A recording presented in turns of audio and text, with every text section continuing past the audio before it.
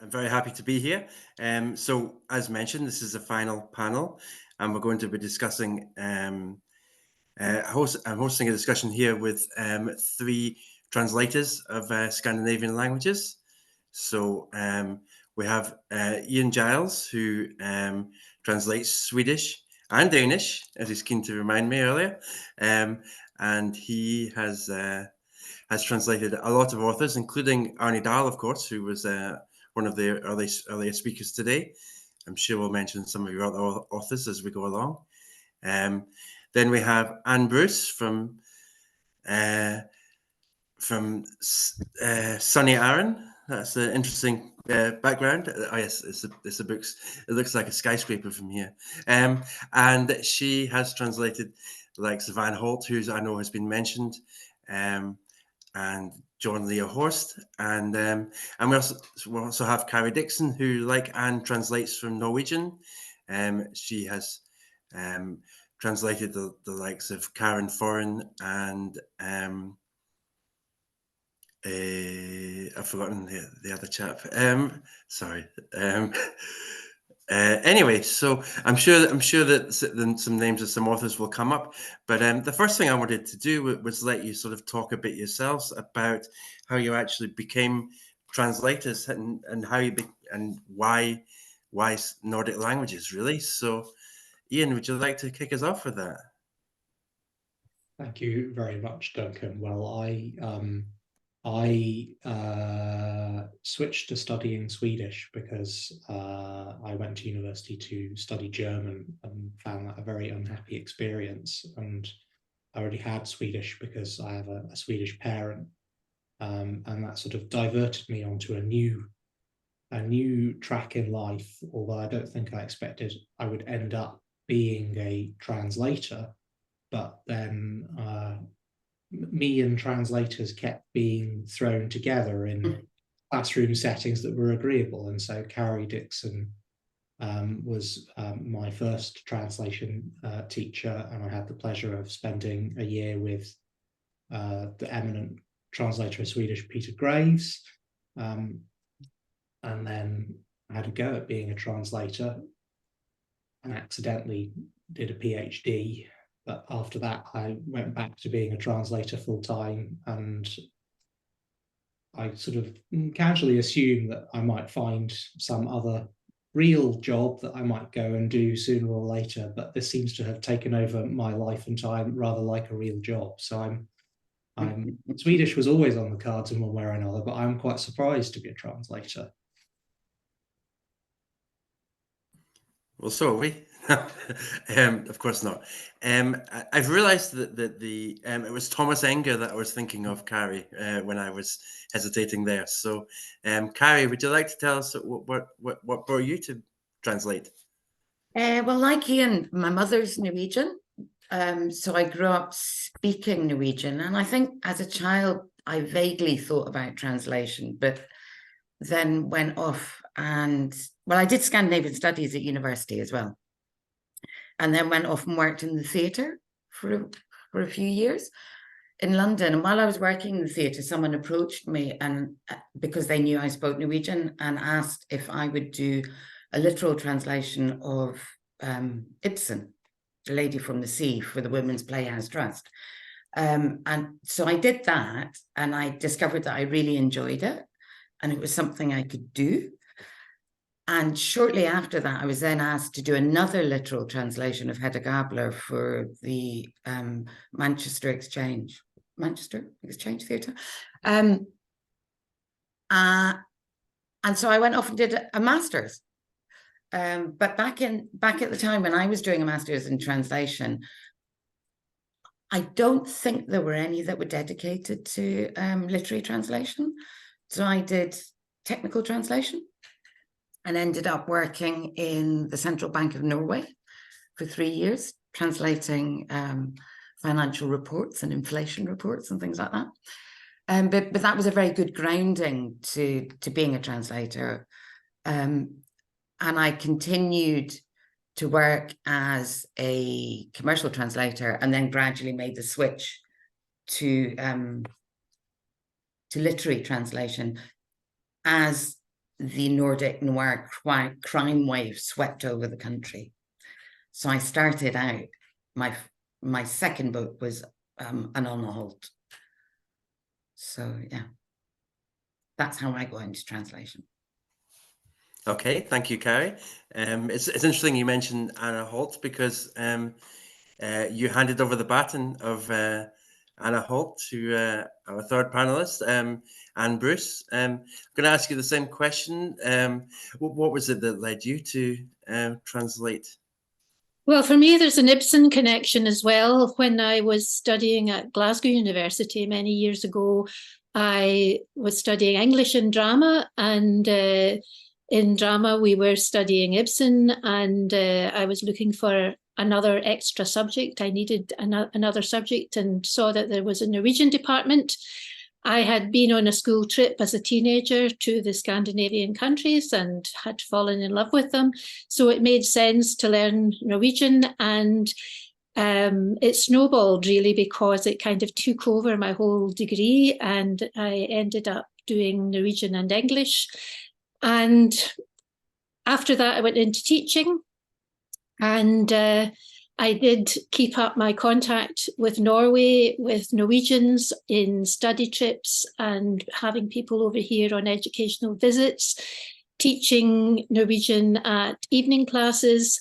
And when I took early retirement from teaching, I was able to devote more time to reading, and to reading in Norwegian again. And that kind of coincided with the interest in Nordic noir that was beginning to be really popular.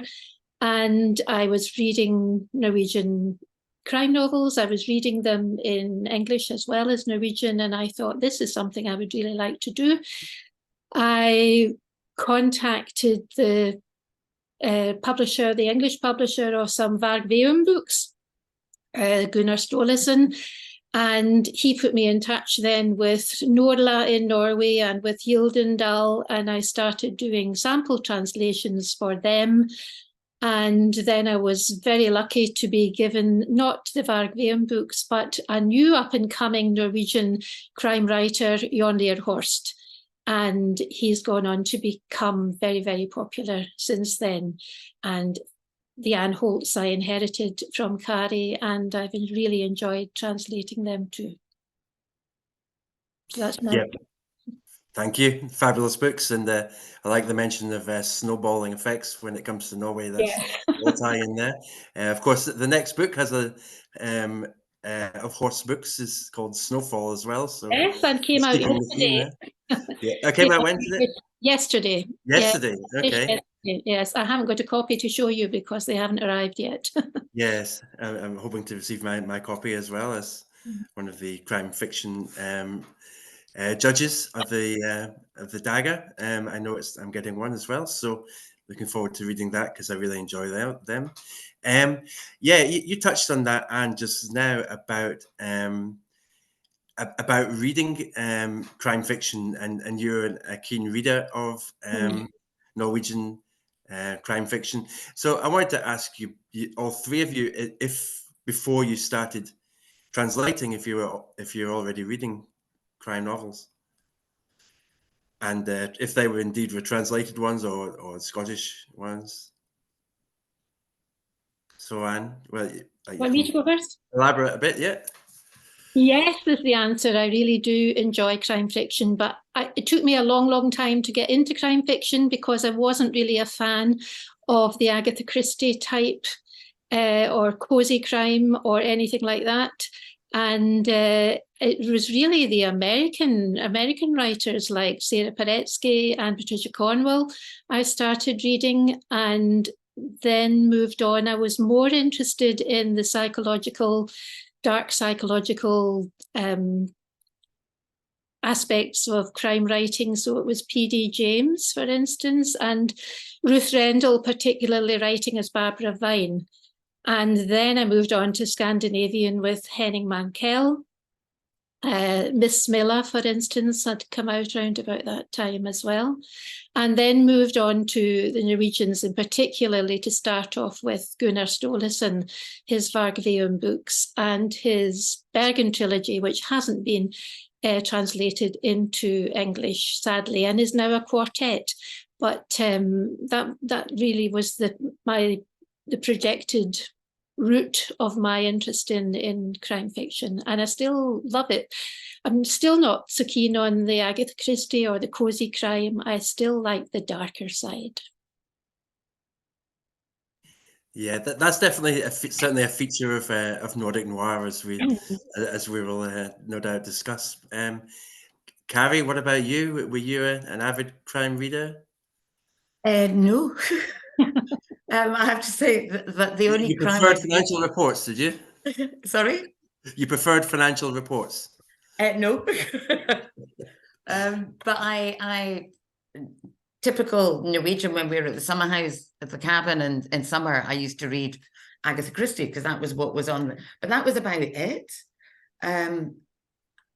So what I was asked to do a crime novel, and I started reading crime novels, and then as I did more, translated more, I was then asked to do things like this, talk about crime on panels, to do translating crime workshops.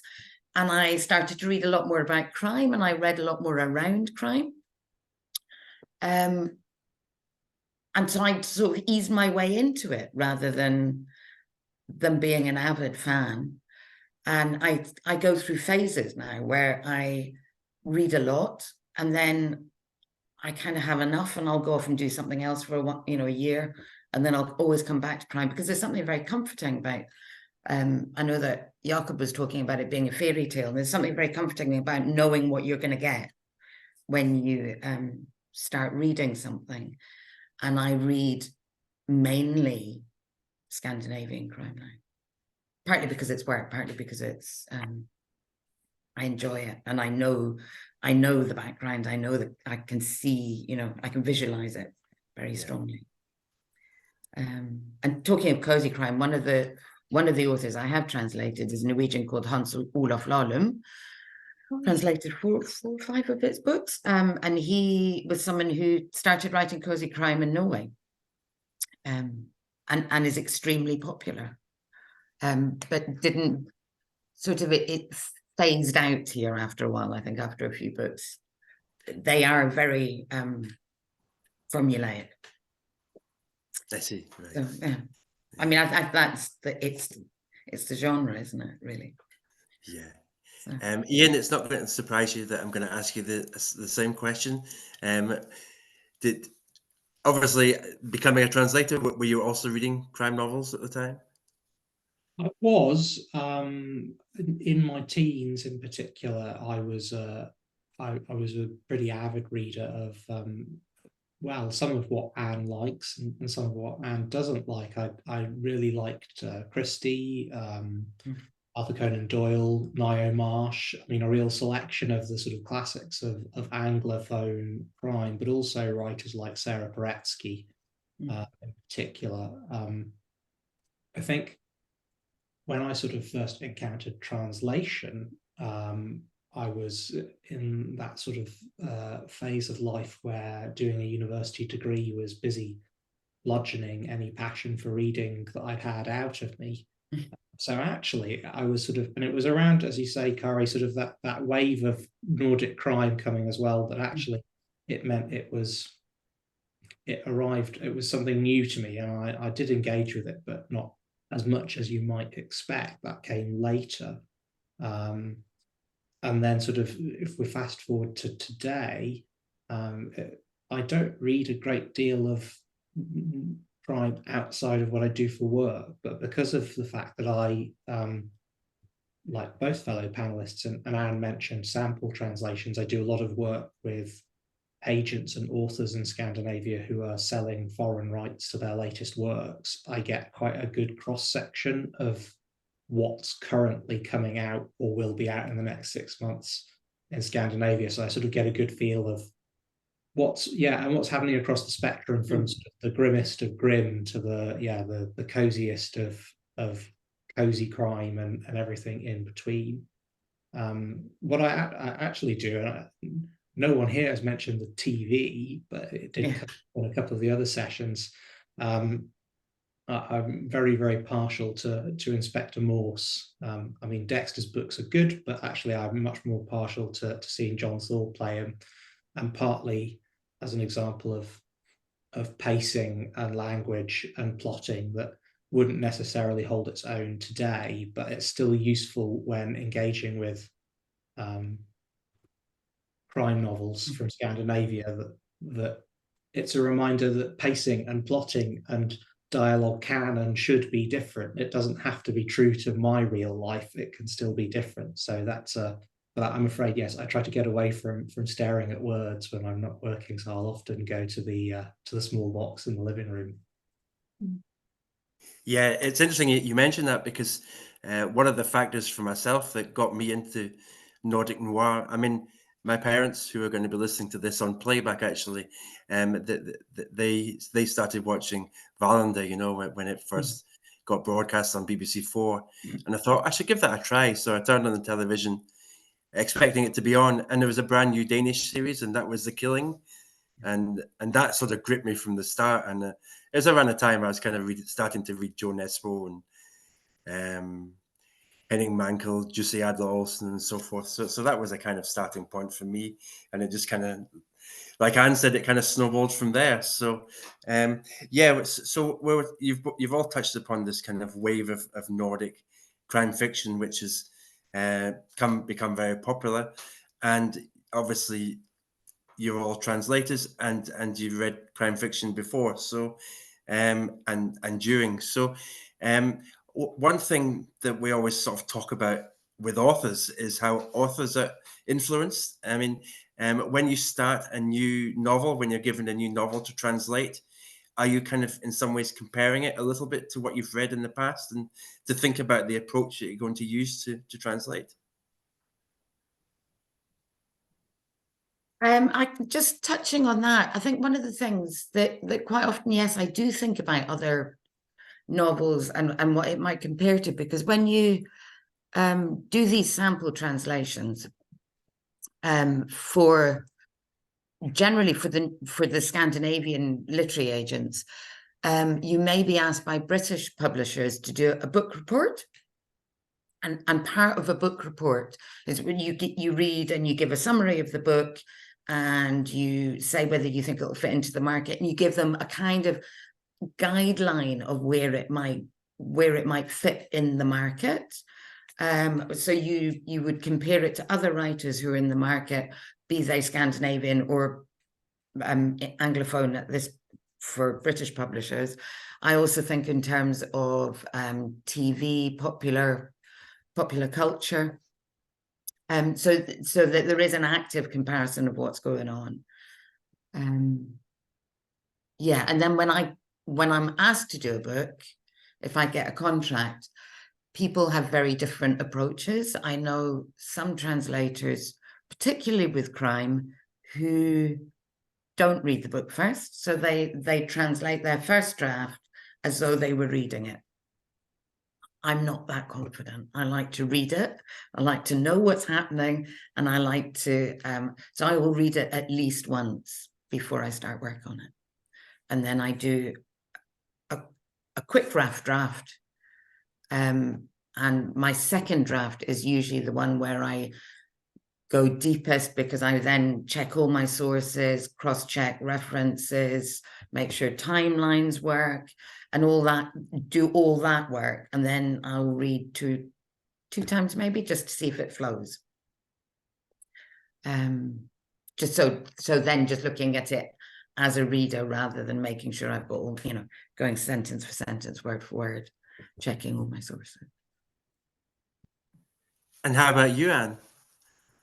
Well, my experience has been slightly different in that I've been more or less locked into two series in particular, one the Ornir Horst and one the Anne Holt. And so I've been, I think, looking at it from the point of view of the previous book and how it follows on. And I see various changes and trends, I think, as the writers develop. You become familiar with their approaches and their storylines and the backstories of the different characters. I think, in a way, the translator reads more closely than any reader, and sometimes more closely than the actual writer has in the first place. So that brings a slightly different perspective. You've also got to remember what's happened before and make sure that it follows on. You've got to, if you've translated something as, some whatever terminology you've used, you want it to be the same from book to book, and you have an eye to that really as well. So I think that's more my impression really of the books. I've also done, for instance, Heine Bakkeid, and his books were quite different. I mean, that was a departure. I think in terms of Nordic noir as well, the very troubled, drug-addled anti-hero, and that was quite different from the other two series that I have been translating. My approach is always, as Kari has said, is to read the book first. I know a lot of translators have said that they don't do that. They like to have the sense of anticipation and excitement as they read the book. But quite often too, the publisher, the English publisher, is asking for ideas for a title, for instance. They're maybe not keen on the original title in Norwegian, and would I read it with a view to picking out possibilities for titles in English? So that's something else that's at the back of my mind when I'm doing the reading. And quite often, really, the title in English is different from the title in Norwegian. It's a really interesting point, Anne, about whether you're working on something that's a series or whether you're working on something that's standalone. Because to answer your sort of first question, Duncan, if I'm working on something that's a fresh book from a fresh author that I haven't worked with before, I would generally not be thinking, oh, this is like or unlike authors B, C, and D. In fact, I'd say, obviously, the more experience I gain with the passing of books and years, I've got tricks in my toolbox I can use as a translator that I can be like, well, I remember on that other book, I found the solution. But I tend to actually try and push other authors and books out of my mind. If I'm working on a series, as Anne says, then it becomes quite imperative, on the other hand, to be thinking quite keenly about what you've done before. And this year, I had a book out by Camilla Läckberg and Henrik Fexeus called Cult, which is the second book in a series where, for instance, it transpired that a plot point crucial to the denouement was something that had been slipped into the first book, embedded in text. Thank goodness we had translated it as something that actually made sense when it turned out it was important. That was dumb luck, but I had to go back to see what we had done because I thought I might have to go to my editor and grovel and say, I wasn't to know that this important piece of text would be even more important.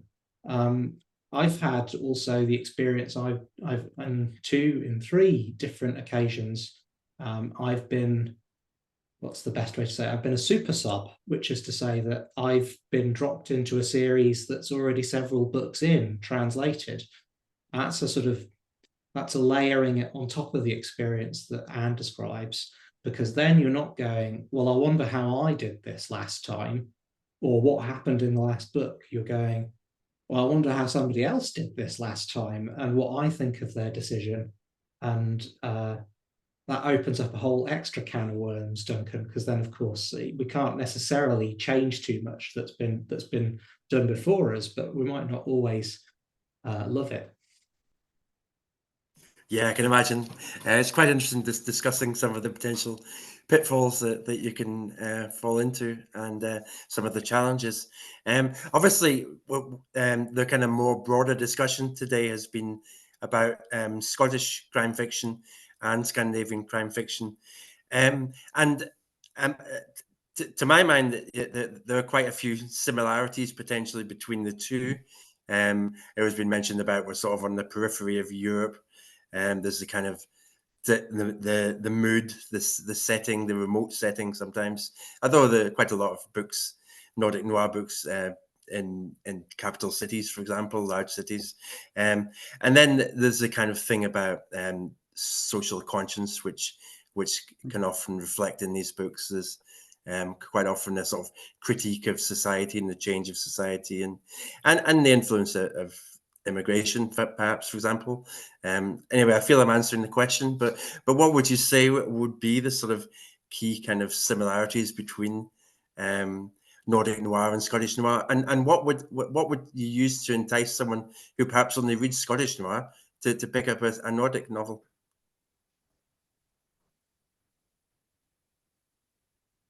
Can I just say a wee thing before we go back to that, just to do with this thing about dropping into series?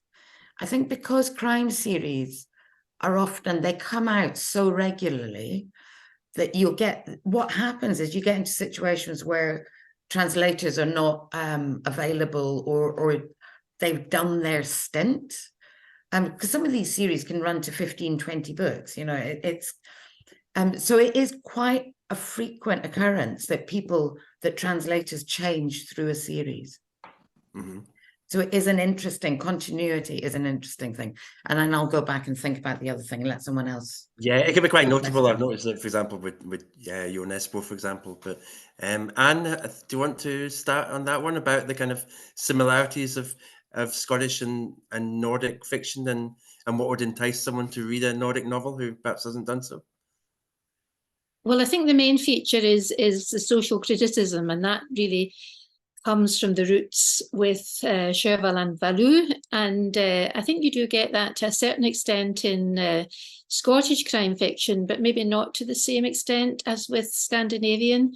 And particularly Jon Lear Horst, I think, being a police procedural and being an ex-police officer himself, he critiques the police force and police investigations quite a lot, and discusses really in great detail the shortcomings, I suppose, of some of the procedures, and particularly complains about the lack of resources. So that social attitudes can sometimes be hammered out too much, and it can be an advantage, but it could also be an disadvantage. Anne Holt, of course, has covered a whole range of social issues in her books, from online paedophilia to child protection to I don't know, the coziness of government circles, all sorts of things really, and bringing things up to date with the use of internet podcasts. I think that's something that's come to the fore in Scottish fiction now as well, with Denise Mina, for instance, using podcasts a lot in her most recent books. The thing that attracts me more to Scandinavian fiction is a sense of place, and how, you know, place really is important in almost a character in the novels. And for me, that's a big attraction, and I think I would use that to lure people into trying Scandinavian fiction if they haven't done so before. Yes, I want to jump onto that one, because I'm sort of very conscious in this, you know, session about translators in Scotland, not Scottish translators. I've only been here for 16 years, so there's always a chance I might leave, who knows. And so I feel a bit of a fraud, but it is the place that I think I would also use as that jumping off point, because I was thinking, as Lynn Anderson and Arne Dahl were talking about, you know, the importance of the weather, and you know, Arne perked up as he said he liked islands. And even, you know, Jakob talking about peripherality, that I think if someone's an avid Scottish crime reader, the easy, you know, point of transfer is, well, not the setting's the same, but if that works for you, there's this whole new pantheon of literature just across the North Sea that's doing something quite similar, but different enough that it's worth your while taking the time. Yeah. I'm not Kari, sure. have you had time? Yeah, and while I'm not sure that I have that much to add to it, really, and to be honest, that's partly because I don't read enough Scottish crime. Time is limited. Neither do I. But I do think the sense of place and the similarity of place is very, and I think particularly these days with the constant comparisons between Scotland and Scandinavia, that is a very good, see what they're doing over there, see what they're looking at, what's important. But I think also, for want of a better word, the exoticism of it, that it is different, and that there are different issues, and that there are one thing that correct me if I'm wrong, but I think that Scandinavian crime is far more about immigration than Scottish crime, for example. Which sometimes can be quite sensitive, in fact. It comes into Val McDermid's Karen Pirie series, and he uses it in a very positive way to be supportive of immigrants and how much they've contributed to Scottish society. And I think that's a bit different from what you tend to get in Nordic noir. So a lot of the so I did. I also translated Roslund and Hellström, Swedish crime writers, and they have and have ventured into other gang crime novels, and that is very much based on the I can't think of the word, the construction or the sammansättning, the what's the word? The way the pattern of immigration, for want of a better word, and that will tie in with language and slang and all kinds of things, which sometimes can be very difficult to then translate into English. So I was talking the other day about one series that I worked with. There was a lot of former Yugoslavians went to Sweden, and they were involved in drugs, and so there was this kind of raft of slang around yogurt, which doesn't work in English because we don't have that same this word that I'm lacking. We don't have the same immigration patterns, and so that slang isn't there, and you can't. So it's very interesting when you're translating it. So I think that idea of it's familiar, but you can learn something new. It's would be my jumping off point. It's just triggered something in my head, because I remember our previous speaker, Jakob, he once published an article which is titled Nordic Noir in the UK, The Allure of Accessible Difference. And I think that's it, isn't it? That our Scandinavian crime fiction, it's accessible difference. And I think it's more accessible for Scottish readers than for some others as well. That's part of it. Although I have found that some readers are put off by the names, the fact that, and the names and the Scandinavian letters. And some publishers, of course, have decided to change names to make them more English friendly. And even Jorn Leerhorst, for instance, lost his in an attempt to boost sales, because I think Joe Nesbo lost his and his sales shot up. So there is that as well. I know that Jorn has said that he no longer uses names with Scandinavian letters in them with an eye to that, because it's a difference too far, maybe, for some English speaking. And our first on the Holt, yes. The original Ingvar was called Yngve Stube, yes, which is YNGVE, and that the publishers were like, there is just no way we can use this, and Stube with an and yes. And so we went through this whole process of but Anne, I'm interested, do you think Adam was the right name for him? I'm not sure. Adam Stube. It always rankled a little bit, because you were familiar with the Swedish And it just didn't seem to make sense to have changed it so radically. I thought it should have been something maybe closer to the original. It was what Anne and I worked on it. That was the one we came up on together. But interesting. So as somebody takes it on, you were stuck with it. One end of the alphabet to the other. Yeah. I do sometimes worry slightly when I'm reading a book and there's 3 or 4 different characters whose names begin with K, and I'm thinking, oh, which one is this? I'm keen for questions. I'm going to ask a question just now. I'd like some more, please, if anyone's keen to ask a question. There's a question here from Dr. Ellen Kythor.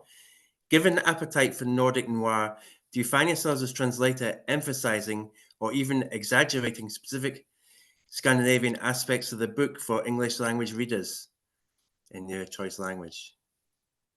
No, I don't think exaggerating them. I don't think there's any need to exaggerate them, but sometimes you have to explain them a little. Okay. Would you use sort of extra dialogue to do so? Sometimes, yeah. I admit that sometimes, on the contrary, there are small elements I think you need to turn the volume down, and maybe this is a pet peeve, but I've increasingly found that lengthy explanations and sections about the kitchenette and lunchroom at the police station, which it seems it's necessary to appear in every book and at length and with details of where people leave their lunch and conversations had that are very, very specific things that you only discuss over your cup of coffee in the 10-minute break in Sweden and nowhere else. And originally I thought, oh, how charming, how place specific. No, I'm sick of it. And it turns up in everything. And it seems really odd to anybody who's not familiar with the culture, but not in a way that it's not unnecessary. We're supposed to confront people's beliefs about culture through translation, but probably not about coffee break culture in the Swedish civil service. I now tend to tone it down just a little bit, and I make the chit chat a little bit more like what you might expect to hear if you were in the UK having that chat, because it's not the important bit. It's the in between one scene and another. You're getting from something to somewhere else. So maybe too many cups of coffee. There are way too many cups of coffee. Yeah, even that is pretty suspect. Yeah, no, I think I'm just joining on with, it depends on the function. If it's something that needs to be explained, if it's a particular kind of rocky outcrop behind which there is a body lying, or one that we've really struggled with in Norway is when you go into their flats, they have this thing called the portrum, which is like a vestibule, but it's where the old carriages used to drive in.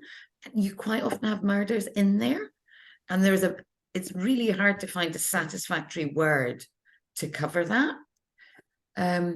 Whereas in Scottish tenements, you have the close. The close, yeah, but it's not a close either, no, because you can get a carriage through it and the cars drive through it and there's doors coming out of it. And so it would depend on what that particular archway, doorway, vestibule was like. But with things I often use when I'm talking to people about things like supermarkets, unless it's important that it's that particular supermarket, I will drop the names of all supermarkets. Keep street names, because crime readers do go to the countries and follow the routes. So I keep the names of the streets in the original. I only once have changed that, which is when I did Hans Olof Lahlum, which is cozy crime set in the 60s. And it suddenly felt very odd to have Norwegian street names in the middle of a kind of, when the language was so different. Yeah, you're right, Kari. Very occasionally it can feel like it's necessary to exactly domesticate. The questioner was asking about language choice, but I was thinking about style as well, because I find that, I don't know what the two of you think, but that American publishers, I think, are much more interested, if it's a commission from an American publisher, in the style of the translation as a whole, fit in with their idea of Scandinavia as somewhere that's a bit barren and cold, and with people who are clipped and terse in speech and don't have much to say to one another. And that I've been surprised to find that colleagues in America, who I know are very able colleagues, turn out translations of originals that just, I mean, to my ear, sound like crime fiction in Scandinavia. When they're translated to American, they sort of sound exactly like the editor is hoping for. You know, everybody's very, very taciturn, and somehow the description has all become a bit flatter. And so I guess the answer is that sometimes, yes, there clearly is a degree of adaptation going on, but that how open an editor is about how much massaging of the overall vibe there should be will vary. I've certainly not had anybody tell me, can you make this more depressing? But on the other hand, I can imagine that sometimes I'm, subconsciously I am making my own little tweaks as I go along based on what I expect is expected of me. I can say I've never experienced that. And the Anholts were to start with anyway, it was Simon and Schuster in America who were publishing them. And so I worked with an American editor on that, and I never had any imposition or changes or anything like that. But it may be a more recent trend. I have another question for you. This is from one of your esteemed colleagues, Sarah Death, who's another translator. She has asked, does it ever bother you to know that the average crime reader doesn't really care what we do in our translations as long as the plot rattles along nicely? I've observed this many a time in reading groups at my local library. However, the reading group don't mind foreign names. They will always find a way to say names even with Swedish diacritics inside their own head, and they are fine with that. So they don't. Did you believe that perhaps they don't care so much as what you do with the translation as long as the plot is rolling on? It depends what part of the translation. I mean, like one of the things that I always get very feared of is when I have to give descriptions of guns or building bombs or the kind of detail like that. Because I agree with Sarah to a certain extent, like the finesse of our language is perhaps not so, but the detail, if I get it wrong, I know someone somewhere is going to go, oh, but you can't do that with a Smith & Wesson or whatever, it's kind of, so I think in terms of style and language, yeah, possibly. It doesn't bother me that much. That's my own satisfaction with getting it right. But I know that there are critical details that if I get it wrong, I'll be in trouble. Yeah, I think it's important to have flow and readability in the text, and that's probably trumps everything else. You want it to be faithful as a translator, and you want to get things right and find the right word, sometimes to the nth degree. And I think, to be honest, a lot of readers don't even realize it's a translation, don't even think about it being a translation, and they only think about it as of it being a translation if it jars in some way, and then, or if they don't like it, and they quite often blame the translator for that, sadly. Yeah, I'm with you, Anne. I don't want to be blamed for anything. It's not my fault. That's what I always say to myself. I think, no, it doesn't bother me. I think my fidelity is both sort of the original text and the author, and that while you're providing the author with their garb in English, and so it's our job to make it sound like if the author had fluent English installed in their head from day one, then this is about how it would have come out. And so, as you say, if it jars, well, then we've done something a little bit wrong. But if it doesn't, then I don't mind if there's no glory. I'm provided I'm paid, then I'm quite happy with that.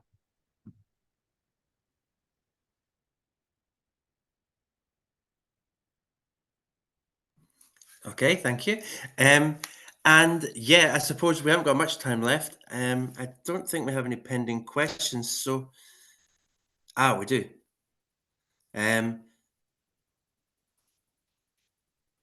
No, we don't. That was okay. Yeah, sorry. How from Alison Riath, how much artistic license do you have as a translator? Do your Nordic authors cross-check the translation when most of them will be familiar with the English language? I suppose a tie-in with that could also be, what kind of communications do you have with the authors? Who wants to go first? Nordic authors who speak English. Well, certainly Anne Holt speaks very good English, but when I was starting to translate her books, because of the success of 1222, the publisher had decided to go back to the very beginning of the series and translate the series in order, which is a wonderful thing to do. But it meant really that I would be asking Anne Holt about books that she wrote 20 years ago, and I don't think it was very helpful or useful to do that. So I didn't have a lot of contact with Anne, and I do have contact with both Jonny Horst and Anne Holt, but only for very small points. Usually at the end, I might have a list of things that I need to clarify, and usually it's very minor points. So although they are both, and I think all the writers I've worked with have always been very open to communication with the translator, I don't think it's a good idea to be pestering them all the time, because they're busy with the next book or the book after that. That's how it works. I think, I subscribe to a similar outlook, and about 10, 11 years ago, Peter Graves, whom I mentioned earlier, said in a public session, he said that his favourite kind of author was dead. And at the time I was like, oh, what a funny thing to say. And with the passing of time, I do have a great deal of sympathy for his point of view. I like a living author who thinks that I know what I'm doing and is available when I personally keep a shopping list of problems I can't solve that I tend to hope I will whittle down, and I usually do. And if I've got a handful at the end, I then try and send that in one go to an author with very specific, here's what you said, here's what the problem is, perhaps here is a solution. And the solution, I don't necessarily provide them with an English translation. I sort of say, I explain what the solution is going to be, because I think that's it. I try to, and often to sort of answer Alison's question, yes, if it's a difficult one, yes, I think we do have some artistic license to cut through and make sure that it works well. But I want their trust that we'll do that right. And so I live in fear of authors who say, and now I'm going to read the whole manuscript and grade it, because it's a little bit unfair. They obviously don't do that for their Dutch translators or for their Japanese translators. Why should we have to suffer that fate? I think I've worked at both extremes with authors who generally I'll ask when I start working with a new author, I'll say, how do you want to communicate? Do you want all your questions at the end? Do you want me to be in touch as we go along? And I have had people who want no contact whatsoever. I've never spoken to them at all. And I have others who have sat next to me and gone through the whole book, which was exhausting.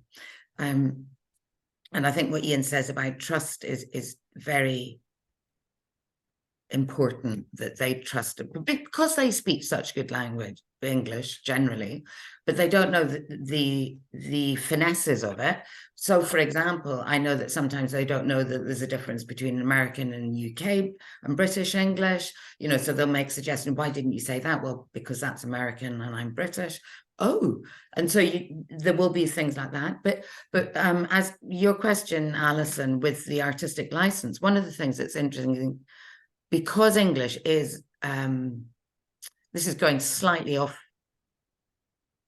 you have to be careful to an extent about how much artistic license you take, because the English books are often used to sell the book on to languages where they don't have native speakers, so that the English translation becomes a bridge translation.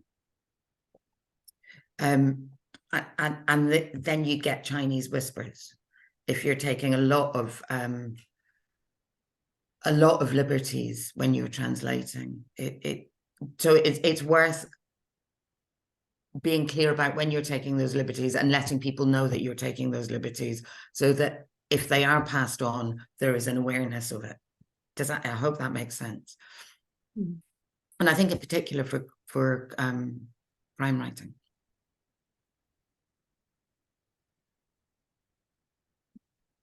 Thank you, Kari. One thing that is on the chat, but I'll just mention it, is your most recent translations.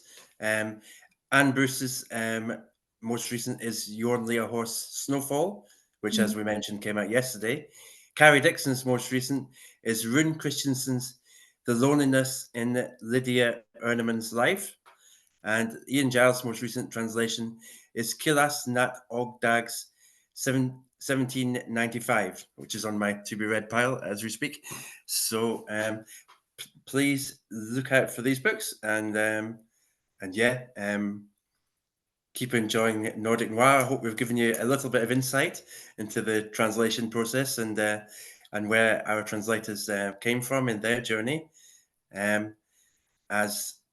don't know if I'm to hand over to Chris, but there is going to be an informal chat with some of the day's speakers going on in a few minutes' time, which is shown in the chat. And thank you all very much for your time. Yes. Thank you.